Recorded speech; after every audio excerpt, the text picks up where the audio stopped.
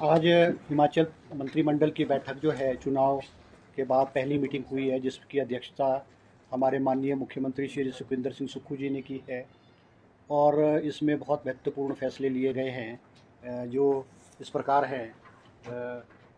सबसे पहला फैसला जो लिया गया है, क्योंकि बहुत लंबे अरसे से पुलिस के जो इंटरव्यूज़ नहीं हुए थे और पुलिस के जो हमारे बच्चे थे, उनकी मांग थी कि उनको जो रिलैक्सेशन जो है, जो एज लिमिट में रिलैक्सेशन है, वो ऑल द कैटेगरी, वो एजुकेशन पॉलिसी में जो प्राइमरी एजुकेशन में जो है नर्सरी टीचर्स को लगाने वाली बात है, वो 6,297 प्राइमरी स्कूलों में हर स्कूल में जो है नर्सरी टीचर जो है वो जल्द उनकी नियुक्ति की जाएगी।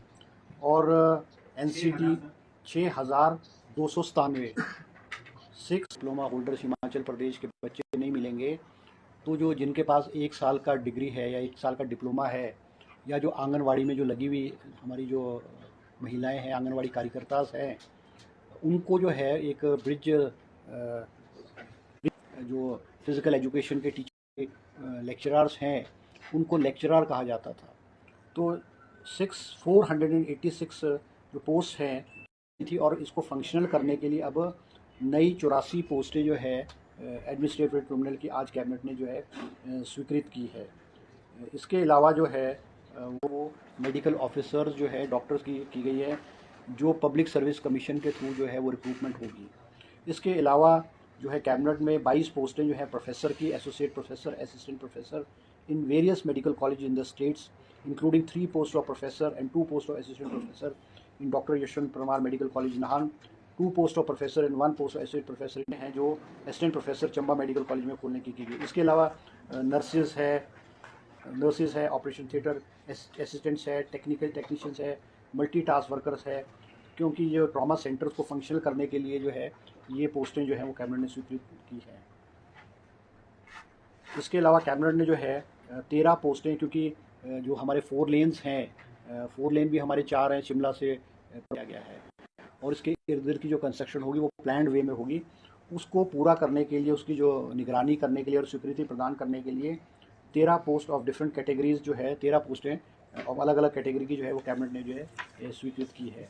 इसके अलावा जो है कैबिनेट ने जो है फैसला लिया है कि एसपी ऑफिस जो है देरा सब डिवीज़न में ऑफिस भी, SCPWD ऑफिस भी जो है वो देरा में आज कैबिनेट ने स्वीकृति प्रदान की है, और इसकी जो नोटिफिकेशन है और फॉर्मल ओपनिंग है वो देरा में चुनाव के बाद जो है वो की जाएगी। इसके अलावा एक्सियन ऑफिस हरोली, ऊना ज़िले के हरोली में इलेक्ट्रिकल डिवीज़न का जो है एक डिवीज़न खोलने की भी जो है आज कैबिनेट जो है वो अनुमति प्रदान की गई है। एक और विषय है Himachal Pradesh tourism development amendment act, जिसमें कि जो होम स्टेज़ है, होम स्टेज़ को रेगुलेट करने को होम स्टे आ गए हैं, इसको रेगुलेट करने के लिए कोई रूल्स नहीं है, और रेवेन्यू का लॉस भी हो रहा है, और इलीगल तरीके से होम स्टे बहुत चले हैं। तो इन सारी चीज़ों को रेगुलेट करने के लिए, ताकि हमारी जो होटल इंडस्ट्री है उसको भी डैमेज ना हो, क्योंकि बहुत सारे देखने भी आ रहा है कि वे उनके ऊपर कोई टैक्स नहीं है और लोग है जो है होम स्टेज़ में जा रहे हैं, और कई होम स्टेज ऐसे भी हैं जो रजिस्टर्ड नहीं है। उसके लिए कैबिनेट सब कमेटी की फॉर्मेशन हुई है under the chairmanship of industry minister. Promotion rules है, उसमें भी जो है आज सरकार ने जो है वो फैसला लिया, उसमें अमेंडमेंट की है कि ड्राइवर्स में भी जो है, क्योंकि ड्राइवर्स के लिए कोई ऐसे रूल्स नहीं थे, अब सरकारी में ड्राइवर्स रिक्रूटमेंट के लिए जो है वो +2 अनिवार्य किया गया है, और स्किल टेस्ट होगा, इनका स्किल टेस्ट होगा, और साथ में जो इनके +2 की मेरिट होगी उसके भी जो है 20 नंबर होंगे, और 5 जो है 5 नंबर जो है इनके एक्सपीरियंस के जो हैं वो दिए जाएंगे। ऑन रिसोर्स मोबिलाइजेशन उसकी फॉर्मेशन की गई है, जिसके अध्यक्ष हमारे deputy chief minister Mukesh Agnihotri ji होंगे, और उसके member agriculture minister Chandra Kumar ji होंगे, इंडस्ट्री मिनिस्टर भी उसके मेंबर होंगे, और राजेश धर्मानी जी मेंबर होंगे। और उनको कहा गया है कि रिसोर्स मोबिलाइजेशन कमेटी को कि प्रदेश की वित्तीय हालत कैसे सुधरे, अननेसेसरी जो एक्सपेंडिचर है जो है उसको कैसे कट किया जाए, उसके बारे में विस्तृत रूप से 1 महीने में जो है बारिश ना होने की वजह से नुकसान हो रहा है, और चीफ सेक्रेटरी ने प्रेजेंटेशन भी दी है कि भाई इसको कैसे किया जाए। तो मुख्यमंत्री जी ने इस ड्राउट को निपटने के लिए चीफ सेक्रेटरी को और ऑफिसर्स को जो है वो फर्दर इंस्ट्रक्शंस दी है। इसके अलावा जो फायर्स हिमाचल प्रदेश के अलग अलग जंगलों में लग रही है, उसके क्या कारण रहे, इन फ्यूचर उसको किस तरह से रोका जाए और एक लॉन्ग टर्म प्लानिंग किस तरह से की जाए, उस पर भी विस्तृत रूप से जो है आज कैबिनेट में जो है चर्चा की गई, चर्चा हुई है। तो वो आपने जो कह रहे स्मॉल नेट सर्विस बोर्ड वाला है, उसमें भी आज विस्तृत रूप से चर्चा हुई है, क्योंकि इसमें बहुत सारे इश्यूज पेंडिंग थे। कुछ के तो हमने कैबिनेट ने डिसाइड कर दिए थे, कोड डिसाइड कर दिए थे, मगर कुछ कोड जो हैं जिसमें केसेस नहीं है, जिसमें एफआईआर केसेस नहीं है, उनको भी आज कैबिनेट ने विधिवत रूप से फैसला स्मॉल नेट सर्विस कमीशन को हिदायत दी है कि उनके रिजल्ट्स को डिक्लेयर किया जाए और आगे वाला जो सर्टिफिकेशन है देखने वाला है उसको किया जाए।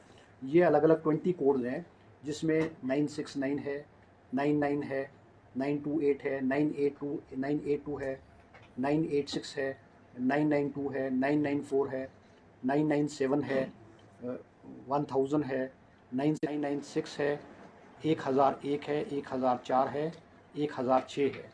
ये अलग अलग जो पोस्ट कोड्स हैं, जिसमें कैबिनेट सब कमेटी ने अपनी जो रिपोर्ट दी थी, इसमें कोई एफआईआर और केसेस नहीं थे, मगर बहुत लंबे अरसे से Hamirpur small net service board में नियमितताएँ पाए जाने की वजह से रुके हुए थे।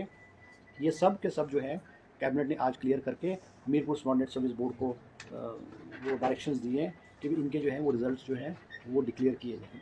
939 पर जो आपने 939 नहीं, वो जो 4 हैं जो कैबिनेट सब कमेटी ने क्लियर किए हैं वो कैबिनेट में नहीं आए, वो it was not part of the agenda, और वो 4 हमने कैबिनेट सब कमेटी में क्लियर कर लिए हैं। तो वो जैसे भी कैबिनेट में आएंगे उससे अब हिमाचल सरकार को मान लो HRTC को, हिमाचल गवर्नमेंट को 700 करोड़ रुपए हर साल देना पड़ रहा है। इलेक्ट्रिसिटी बोर्ड को भी हिमाचल प्रदेश को कोई 2000 करोड़ के करीब देना पड़ रहा है। टूरिज़्म कॉरपोरेशन जो ये बोर्ड्स और कॉरपोरेशंस हैं, इनको भी करना पड़ता है। एड दे रही है हिमाचल सरकार, तो बड़े बड़े बिजनेसमैन हैं वो भी इन स्कीमों का लाभ ले रहे हैं। तो विस्तृत रूप से कैबिनेट सब कमेटी जब बैठेगी, चाहे वो मान लो बिजली में आप 125 यूनिट बिजली फ्री दी जा रही है, या फूड सब्सिडी दी जा रही है, या बहुत सारी ऐसी चीज़ें दी जा रही हैं, तो उस पर विस्तृत रूप से जो जिसका बड़े बड़े लोगों को भी लाभ मिल रहा है, तो उस पर cabinet sub committee Mukesh Agnihotri जी की अध्यक्षता में विचार करेगी, और हम कहाँ कटौती कर सकते हैं, कहाँ जो इन टर्म्स ऑफ प्रोग्राम जो है क्या क्या चेंजेस की जाती है। मुख्यमंत्री जी ने कहा है सब कैबिनेट मिनिस्टर्स को कि वो कैबिनेट में और मुख्यमंत्री को अपने डिपार्टमेंट की प्रेजेंटेशन दें, और 3 इंपॉर्टेंट चीज़ें कोई भी जो इन टर्म्स ऑफ पॉलिसीज़ है, इन टर्म्स ऑफ प्रोग्राम है, अगर मंत्री और डिपार्टमेंट ये समझते हैं कि उसमें बदलाव की ज़रूरत है, चेंज की ज़रूरत है, तो वो कैबिनेट के समक्ष लाएँ और उसमें चेंजेस जो है वो किए जाएंगे। सर, एक तरफ सरकार रिसोर्स मोबिलाइजेशन की बात कर रही है, कमेटी का गठन कर रही है, लेकिन दूसरी तरफ कैबिनेट रैंक बांटे जा रहे हैं। आपको नहीं लगता ये सही नहीं है? नहीं, देखो ऐसा आज का तो इशू है नहीं ना ये, और सबसे बड़ी बात है राजनीति में बहुत सारी पॉलिटिकल कंपल्शन भी होती हैं। अब जो इसकी आप चर्चा कर रहे हो, क्या पिछली सरकारों में और अलग अलग राज्यों में अलग अलग सरकार जो है अपने लोगों को वो पद देती है? कोई ये नई बात थोड़ी है, या पहली बार थोड़ी हो रहा है। पिछली सरकार में भी जो पद है, अब मान लो पद बांटने से क्या होना, कैबिनेट स्टेटस से कोई आपको अलग फाइनेंशियल बर्डन थोड़ी पड़ता है। वो तो सिर्फ इन टर्म्स ऑफ उनका जो स्टेचर है, उनका दर्जा बढ़ाने के लिए कैबिनेट स्टेचर दिया जाता है, बाकी in terms of financial terms की में जो है इसका कोई लाभ नहीं होता है। सर, मुख्यमंत्री की धर्मपत्नी को दिहा से टिकट दे दिया गया है, नोटिफिकेशन की जारी कर दी है, इसको आप किस तरह से देखते हैं? पता नहीं, मुझे तो देखो ऐसा है कि अभी देखो ऐसा है कि मैं तो अभी कैबिनेट से सीधा आया हूँ। टिकट का फैसला तो केंद्र सरकार के कांग्रेस हाईकमांड ने करना है, और मुझे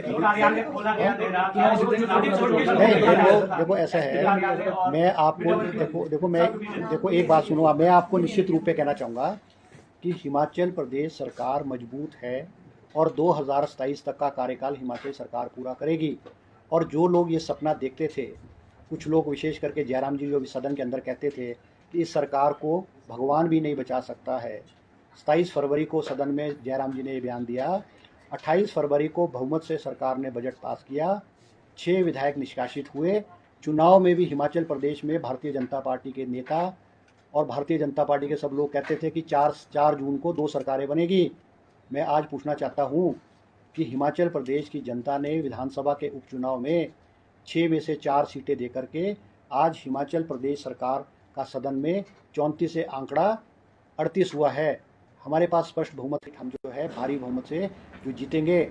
और मैं आपको एक और बात कहना चाहूँगा कि ये जो सबसे बड़ा प्रश्न इस वक्त हिमाचल प्रदेश में है कि 6 जो कांग्रेस के बागी विधायक हैं उनको तो पार्टी से हमने निष्कासित कर दिया, उनकी सदस्यता रद्द कर दी, मगर 3 उपचुनाव जो इंडिपेंडेंट द्वारा त्यागपत्र क्यों दिया गया? इन तीनों प्रत्याशियों को, तीनों पूर्व विधायकों को इनके चुनाव क्षेत्र की जनता ने 5 साल के लिए भेजा है। अगर इनका विरोध कांग्रेस पार्टी से था तो निर्दलीय के रूप में भी तो कांग्रेस पार्टी का सदन के अंदर और सदन के बाहर ये विरोध कर सकते थे।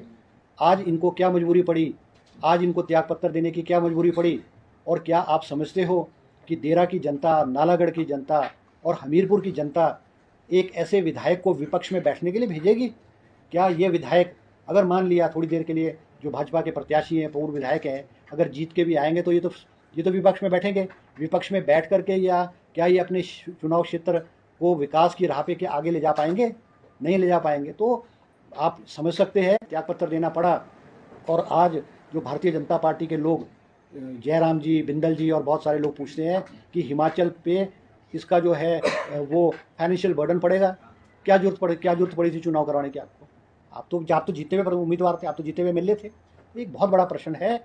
और 11 जुलाई को इन तीनों विधानसभा क्षेत्र की जनता जो है इन तीनों भाजपा के उम्मीदवारों को आईना दिखा देगी।